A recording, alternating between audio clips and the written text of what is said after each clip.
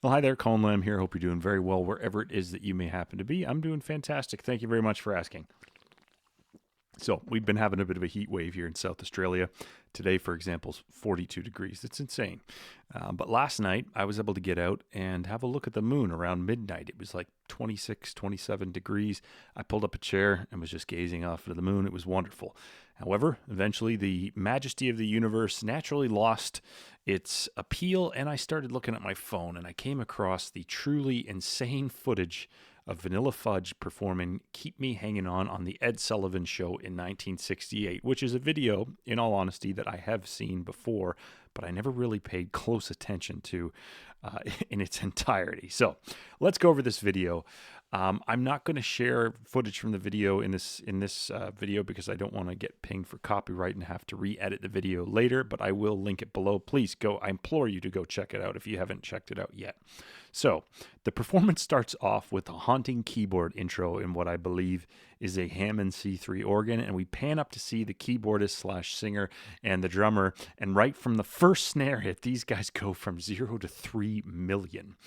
And I immediately had that what the fudge, I guess, moment am I watching? The drummer, who is absolutely amazing throughout the video, is playing only with his right hand, doing kind of like bashes and rolls, and he's silencing crash hits with his left hand.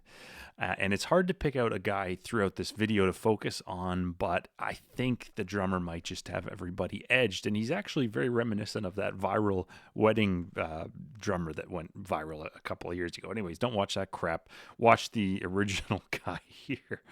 The guitar player appears to be wearing one of the Supremes as a hat, and his coat might be a lampshade from Elvis's private jet.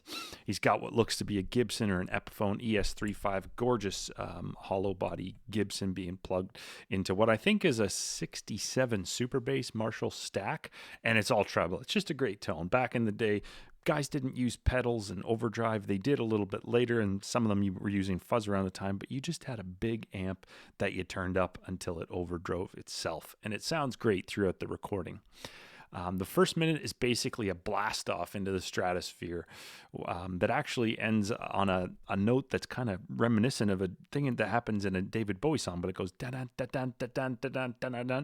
And if you listen to second 53 of David Bowie's Starman, it sounds like that, and that would come out about 4 years later in 1972. Not too sure if there's any cross-pollination going on there in mood or feel. They are just hits. It's nothing special in terms of instrumentation, but very effective, and it immediately reminded me of that part from Starman. Now, if you're wondering how to do a song intro, I have to say this is how you do an intro. You're on Ed Sullivan in 68. This is your moment, and these guys don't waste a bloody second of it. It's fantastic. Now, if you think that the singer and the drum player are jacked up and that the guitar player is also excited, I can definitely confirm that the bassist with his beautiful, what looks to be a telly bass, could be an early P bass. I'm not too sure. It has the metal cover guard over one of the pickups, so I think it is a telly. But this guy is definitely jacked, and I was thinking about what might be going on here. So if we do a little bit of our drug history, most of us know that cocaine kind of came to full fruition in the 70s. Amphetamines were available at the time and definitely used. The Beatles have definitely talked about their early amphetamine use when they're playing at the clubs in Hamburg and doing 16-hour sets. And LSD and marijuana were definitely the drugs du jour. But I'm going to give these guys the benefit of a doubt and say they weren't jacked up on amphetamines. And what I personally know about weed and marijuana is that it's not going to give you the kind of juice that they have in this performance. So I'm going to say that what we might just have is genuine enthusiasm, and these guys are just oozing with it. They're decked out like Austin Powers in the peak of their youth, the peak of the 60s, and they're performing their biggest hit on the Ed Sullivan Show. It's 1968, and if that's not enough to get this band going, I don't know what is. They saw their moment, and they definitely took it. The vocals throughout sound fantastic, and even though the tempo is racing a bit, these guys aren't playing to a click track. The click track is what's in here, man.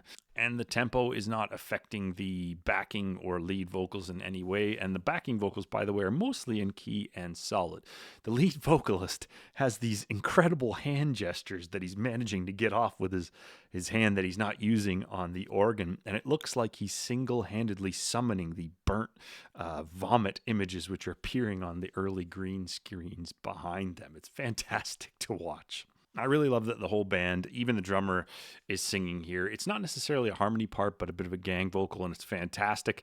And in terms of what, if you see these guys get out of a van at a gas station in 1968, they're definitely rock stars. If you see these guys get out of a van in 2025, you might ask them where the local washed-up magician convention is. Now, maybe the best moment in this whole video. There's so many moments in this video, but at 2:53, they go into that Starman breakdown again, and the guitarist steps up to the microphone and says, "Come on, sock it to me now." And, I'm out there. I live out in the country here, and my beer left my mouth when I heard that. I think I may have unsettled a herd of cows a couple of fields down the road, but I just love it. And if the intro was a great intro, it's an even better outro, because they go back into that Starman breakdown in a blaze of cymbals and bass climbs and organ stabs, and that's how they pull out of it on a huge note. The video kind of cuts off the one on the Ed Sullivan channel before the raucous applause, but I have seen different versions of the video, and there's definitely a lot of applause, and that's the performance. And let me tell you right now, if there's a better Sullivan performance that's not the Beatles in '64, I don't think I've seen it, because it's just fantastic. I was winding down at the end of the day using my stupid phone with the little, night sky app and seeing what planets I could see, and then I just happened to open YouTube, and this thing came back into my life, and it jacked me up. I had a hard time going to sleep, and I've been singing that damn song all day.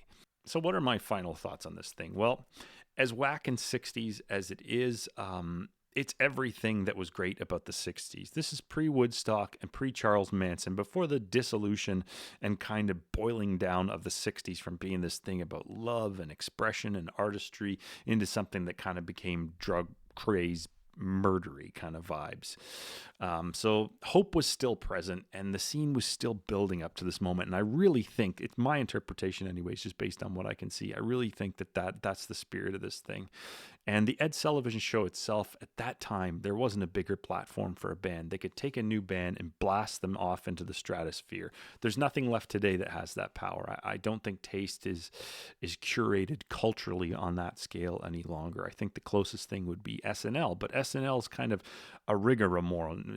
I don't know if that's the right word, but it's just kind of a thing where you clearly have big talent agencies that just cycle talent through. And maybe that's what the Ed Sullivan Show was at the time, but I can't remember the last cultural moment that came from a live music performance like the Ed Sullivan Show used to deliver on a weekly basis. But anyways, let me know in the comments what your favorite Ed Sullivan performance is of all time. And let's just say as a caveat, it can't be a Beatles performance. So this video to me is a perfect snack shot of 1968 rock and roll. The sound, the look, the burnt vomit visuals, it's all there. And as much as I can poke fun at these guys, they're absolutely going for it, and I absolutely love it. So this classic Vanilla Fudge lineup is Mark Stien on lead vocals and keyboards, Vince Martell on guitar and vocals, Carmine Appice on drums and vocals, and Tim Bogert on bass and vocals, who sadly passed away in 2021.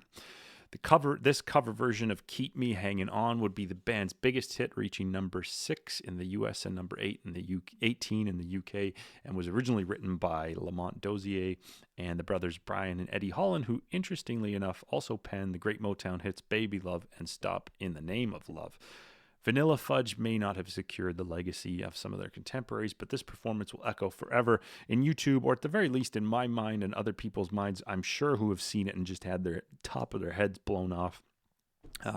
And I'll revisit this thing often with a smile on my face and a goddamn drink in my hand, probably something stronger than Michael Bublé's fruit reminiscent bubble water, but it's not exactly after 5 here. As of February 2025, I was pleased to find that this band is still touring with Pete Bremy on bass and Julian from the Trailer Park Boys on drums. I encourage you to go and watch the full video on the Ed Sullivan channel, and I'll link that below. I can't say how much I enjoy this thing and how happy it was for me to see this thing come up in my feed again. And I also encourage you to check out my other videos in this series, which I've kind of done on and off over the years. And those should pop up somewhere on the screen right about now, I think. But also, please take a moment to like this video, share it with somebody you think might enjoy it, and please subscribe to my channel unless you really don't want to, babe.